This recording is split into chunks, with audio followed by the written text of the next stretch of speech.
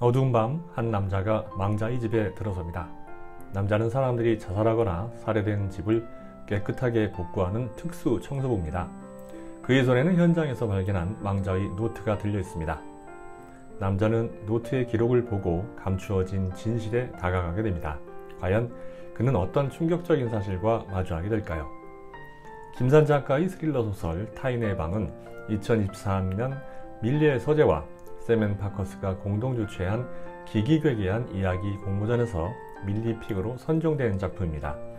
이 작품은 특수청소부인 주인공이 억울하게 죽은 자들이 남긴 흔적들을 통해 사연을 알아내고 망자들을 죽음으로 몰고 간 악당들에게 피의 복수를 실행하는 과정을 그려내고 있습니다. 이 작품은 대형 서점에는 검색이 되지 않습니다. 보고 싶은 분들은 밀리의 서재를 이용하시면 됩니다. 주인공, 이제부터 나라고 하겠습니다. 1인칭 주인공 시점으로 이야기가 진행되거든요. 나는 고아원 출신으로 새아버지에게 걸핏하면 새엄마와 함께 폭행당하며 자랍니다. 생명의 위협 속에 성장한 나는 마침내 아버지를 살해하고 고통에서 벗어납니다. 젊은 시절 열심히 일한 결과 작지만 탄탄한 의류회사의 CEO가 되지만 기쁨도 잠시, 믿었던 친구이자 파트너가 공금을 횡령하는 바람에 모든 것을 잃고 추락합니다. 좌절하여 허송세월을 보내던 주인공은 엄마가 급성치매에 걸리자 그제서야 정신을 차리고 다시 일어섭니다. 당하고만 살 수는 없어. 폭력적인 성장 배경과 믿었던 이의 배신은 억울하게 죽은 이들의 복수 대행을 하는 결정적인 계기가 됩니다. 주인공은 사람들이 죽은 집을 청소하며 돈을 법니다. 죽고 나서 오랜 시간이 지나면 몸속 성분이 분해되며 지독한 냄새를 발산하고 녹아서 늘어붙기 때문에 보통 사람은 접근조차 하기 어려운 일입니다.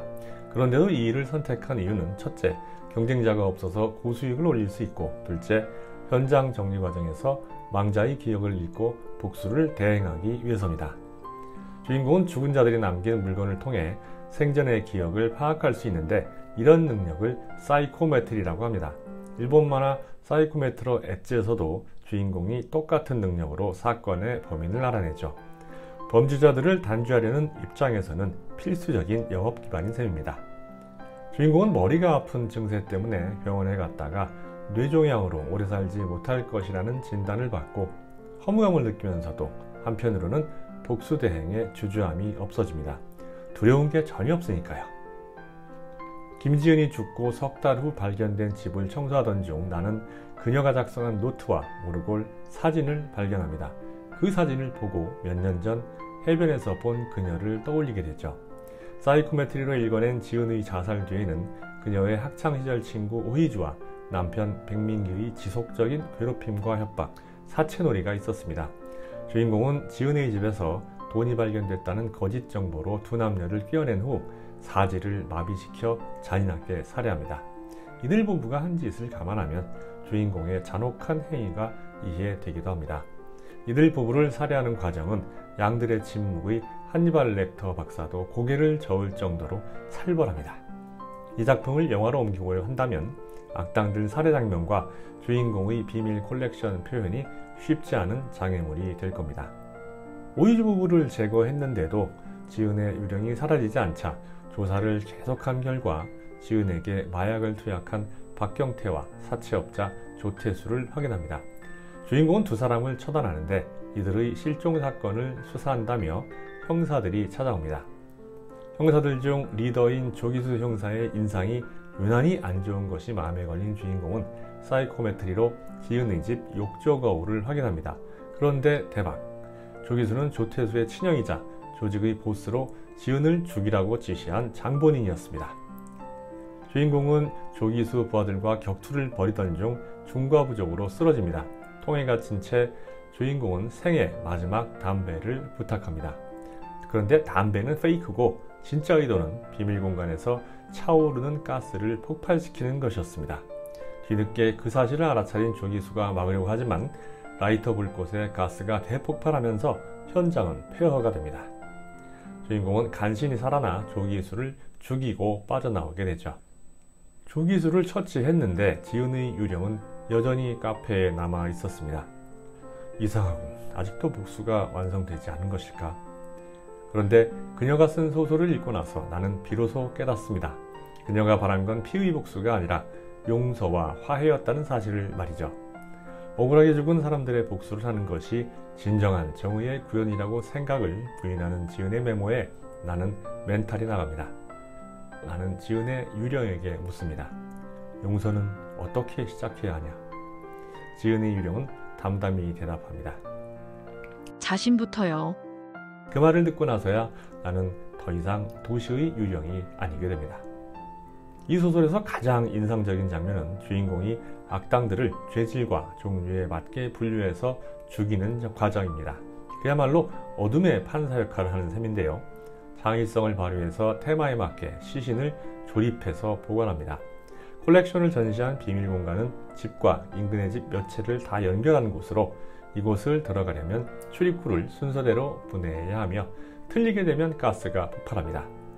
살인 콜렉션 중에는 첫 번째 희생자인 아버지 시신은 물론 사업을 망하게 만든 친구, 전세사기범, 소아성애범 등이 포함되어 있습니다.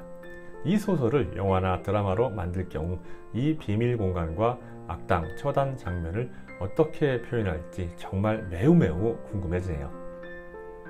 죽은 자들의 원한을 풀어주기 위해서 살인을 저지른다고 하지만 실제로는 주인공 내면에서 솟구치는 살인 충동을 해소하려는 부가적인 목적도 없지는 않습니다.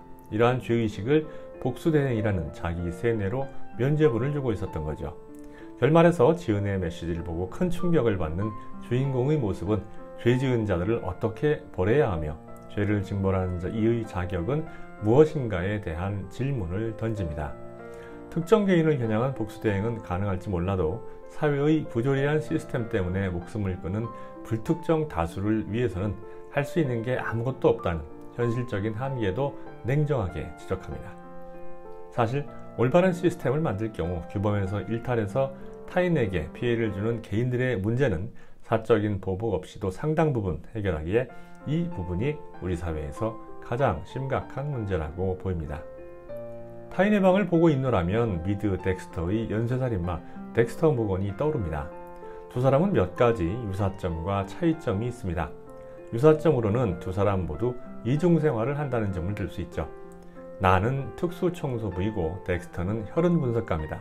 두 사람 모두 어린 시절부터 강렬한 살인 충동을 가지고 있었고 그 충동을 해소하려 범죄자들을 죽입니다.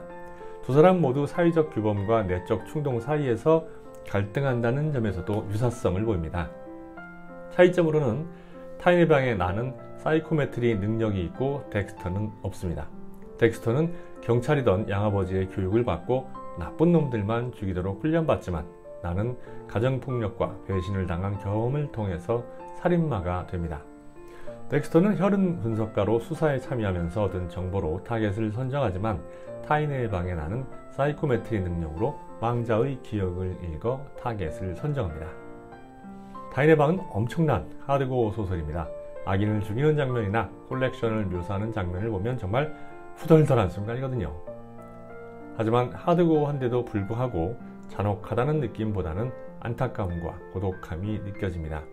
억울한 사람들에게 피해를 주고 처벌도 받지 않은 채 호의호식하는 악당들을 골라 죽인다는 점 때문이 아닐까 싶습니다.